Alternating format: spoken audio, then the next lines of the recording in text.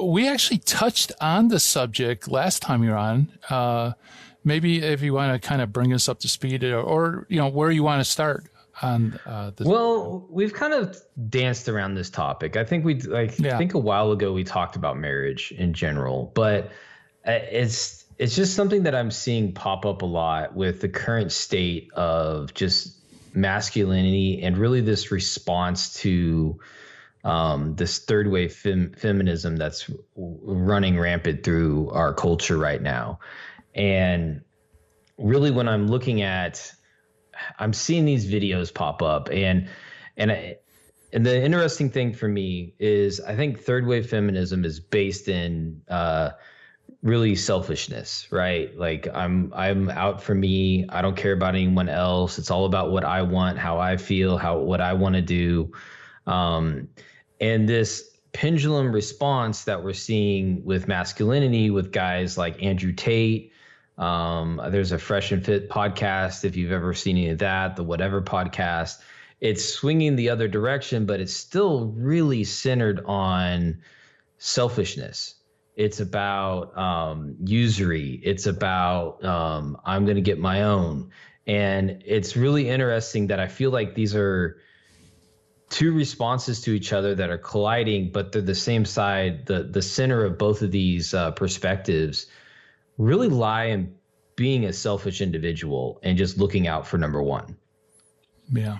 Yeah. And that's an attractive message. It's kind of like, it goes all the way back to the Garden of Eden, doesn't it? Yeah. With the lie of the serpent. It's that God's holding out on you. You got to protect your own self-interest, and you could do that by partaking of the fruit. This has been a bane throughout humanity. It's interesting you put it that way, that this third wave feminism has, is really selfish centered, right? Because originally feminism was supposed to be about equality, right? It was supposed to be about not selfishness, but just being part of the group. How do you think it evolved to the point where it's selfish? I know I'm throwing this out of left. Yeah. Any thoughts on that? I think really it just,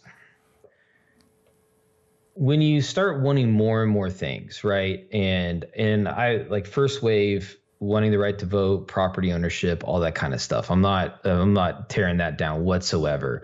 But when I think when you're starting to grab more and more, and you're starting to be more successful, and you're starting to get competitive in areas where you haven't been competitive before, I think it's a natural instinct for humans to start then not looking at the greater good, or not looking at start looking out at number one. So I think any movement, when there is a tendency to go that route, and I just think that eventually that's where this has landed, is kind of my take on that.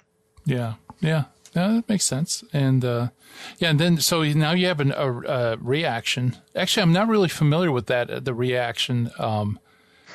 So is this kind of like male superiority, or what exactly is it? So it's basically, we've been, the third wave feminist idea around men is that men are dogs. There's no good men out there. I'm the boss lady, that type of argument. And so there's been this response with guys like, and I'm sure you've heard the name, like Andrew Tate, is kind of the big brand name right now around this. And it's this alpha male idea where you're the top dog, you're making the most money, getting the most bang for your buck. You've been with the most girls. You're only looking out for number one. And the idea is that this is going to be satisfying, right? This is going to make you, as a man, you're going to have a fulfilled life by following this idea that you need to be that top dog out there all the time. And I think what's troubling for me is I can remember back when I was in my early 20s, and I kind of had that mindset. Like I was looking out for number one. I wasn't really looking to care for other people. That's how I went about it with my relationships in college. That's how my thought process was. Now, I wasn't on the extreme of this scale, but I could see myself if I was 19, 20 years old right now, and I was listening to these conversations, because a lot of the things that they say make sense and are true. But then the motivation behind it, when you really start listening to what they're talking about, it doesn't lead to happiness and fulfillment. It really just leads to loneliness and self-destruction eventually, because you're putting yourself and above anything else, even God, to be able to be this top dog. And I think, and I could see myself as a young 19, 20-year-old completely being susceptible to this and thinking, yeah, that's how I need to act towards women. That's how I need to act towards anyone. Everyone's in competition with me, so I'm going to go for the throat. And I think that's a dangerous message for young men to hear, especially in a reaction to how the feminists have been reacting to anything male. Yeah. Yeah. Oh, yeah. Yeah, definitely. I mean, it's first, it's really, it's a dead end, because there's no way the things of this world could possibly fulfill you, right? No matter what it is, on both sides, right? So ultimately, we're made for God, and so it's antithetical to Christianity, right? Because in Christianity, everything's inversed, right? Where the master becomes the servant. Yeah, and I started looking at trying to find biblical examples of how this selfishness plays out, and it was kind of interesting with some of the people. I actually ended up looking at Lot, and the reason I looked at Lot is, yes, he was protecting the angels and didn't want them to be thrown out to the crowd, and when they were in Gomorrah. But when I'm reading that story and he offers his daughters up, to me, it makes me question, was his motivations behind that more of a cultural thing that, hey, as a man, I need to make sure that I protect my guest more than I protect my family, like the saving face value of that. But the outcome of that for Lot was absolutely detrimental, where after the Sodom and Gomorrah destroyed, and his daughters drug him, and we know what happens there, and their descendants become the Moabites and Amorites, the enemies of Israel.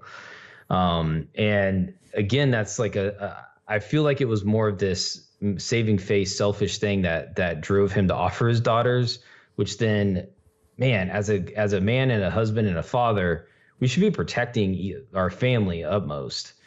And, you even see the same thing with David, right? With with his actions and how he was a father. And it just keeps going. Whenever you involve selfishness with being a man, it doesn't end well. Yeah, that's interesting. I wouldn't have picked the example, but that's very interesting. Ultimately, selfishness can also be a kind of cowardice thing, right? Because it's like, I'm looking out for my own best interest, so I don't really have to become involved in this situation, right? Because as long as my interests are protected, who cares what happens to other people? Yeah, exactly. And I think, I just think that that's just a great thing to always, for any of us to remember, not just men, women too. Whenever we start becoming selfish, whenever we start looking out for number one, and this is a massive tendency for me, and I've been fighting it my whole life not to be selfish. And so I'm definitely I'm saying this to myself as much as anyone else listening. Right. That it's definitely something to be on guard of whenever. What are your motivations behind what are you doing? Now, it's good to like I said, a lot of the things that Andrew Tate and these guys say is right. Like, you should be working out. You should be improving yourself. You should be studying hard. You should be working hard. Those are all great things. But what are you working towards? And I think that is the key.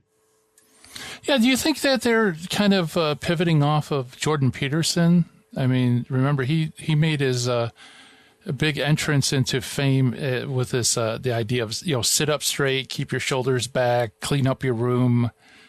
That type of slap in the face type approach with his philosophy. Do you think they're kind of pivoting off that? I think they are, and I think the difference with Jordan Peterson is his whole. When you look, I mean, I've listened to a ton of his stuff, but I feel like his whole thing is to be useful, right? It's to be to have self-worth is around how useful you are when you're talking. When I'm listening to Jordan Peterson talk, have a purpose in life. And be good to society. And if you're doing these things, you're going to be good to others, is his talk. And I think that is a way more, a better way to look at this and to follow what Jordan Peterson is saying than these other guys that are coming out of the alpha male ideology. Yeah. Right. Yeah. It's just, he was unique for the time in that he was like one of the first people to actually say, hey, wake up, you have a direction in life. There's things that you need to do, so do it, that type of thing.